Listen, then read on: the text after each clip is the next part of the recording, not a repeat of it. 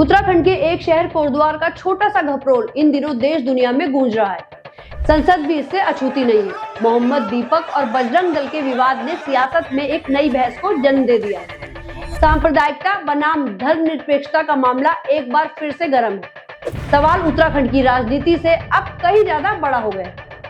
नमस्कार दगड़ियों, मैं नलिनी गुसाई उत्तराखंड की नौनी स्वागत करती हूँ आप सभी का एक बार फिर से अपने खास कार्यक्रम साप्ताहिक शिवराज।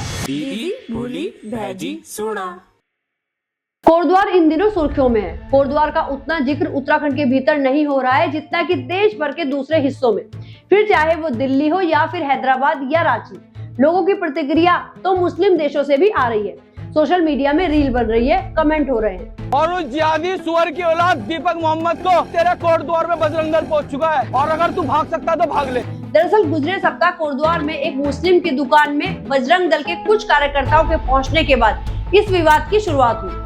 दुकान का नाम बाबा रखे जाने से बजरंग दल को ऐतराज था। कोटद्वार में सिद्ध बली बाबा का मंदिर है जिसकी बेहद मान्यता है। देश भर में चल रहे एजेंडे के अनुरूप ही बजरंग दल ने भी यहाँ विरोध दर्ज कराया।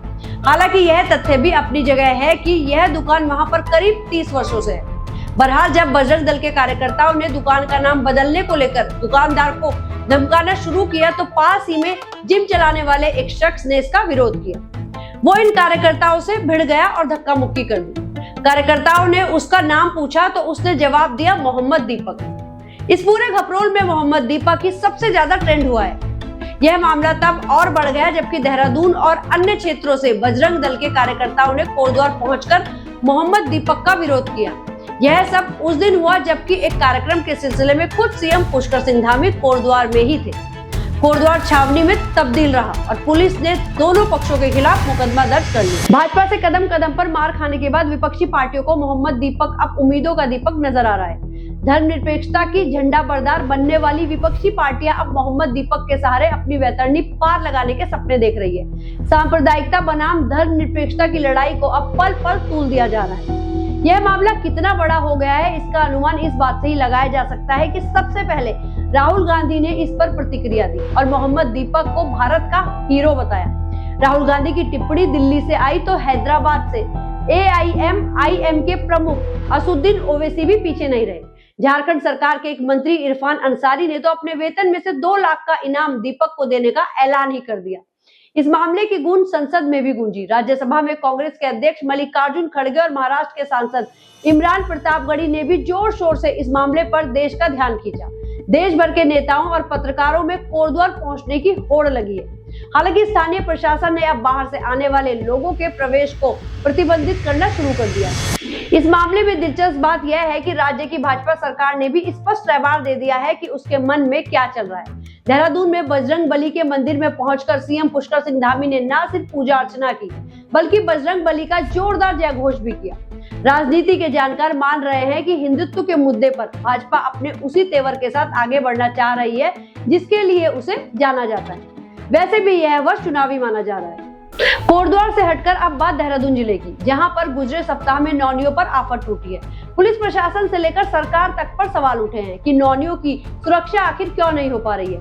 सबसे दिल दहला देने वाली घटना देहरादून शहर के भीतर व्यस्त मच्छी बाजार में हुई, जहां पर एक 23 वर्षीय लड़की को एक तरफा प्यार में एक सिरफिरे ने दिन दहाड़े मौत के घाट उतार दिया। कुछ दिन पहले लड़की और उसके परिजनों ने पुलिस से अनहोनी की आशंका भी जताई थी, उसके बावजूद उसे बचाया नहीं जा सका। इससे पहले विकासनगर में एक नाबालिग की निर्ममता से हत्या का मामला सामने आया। इसके बाद ऋषिकेश में एक महिला को गोली मार दी गई। नौनियों की सुरक्षा का यह सवाल इतना बड़ा हो गया है कि खुद सीएम पुष्कर सिंह धामी को सामने आकर पुलिस अधिकारियों के पेच कसने पड़े। आनन फानन में डीजीपी दीपम सेठ भी अब सक्रिय हुए। आरोपियों को पकड़ लिया गया है, लेकिन पुलिस प्रशासन की जमकर फजीहत हो गई है। नौनियों को बचाने का जिक्र हुआ है तो अंकिता हत्याकांड को लेकर भी इस सप्ताह हलचल रही। इस मामले में अब सीबीआई ने FIR दर्ज कर ली है। आंदोलनकारी संगठन इस मामले को फिर से धार देने की कोशिशों में जुटे हुए हैं। इस क्रम में 8 फरवरी को महापंचायत बुलाई गई है।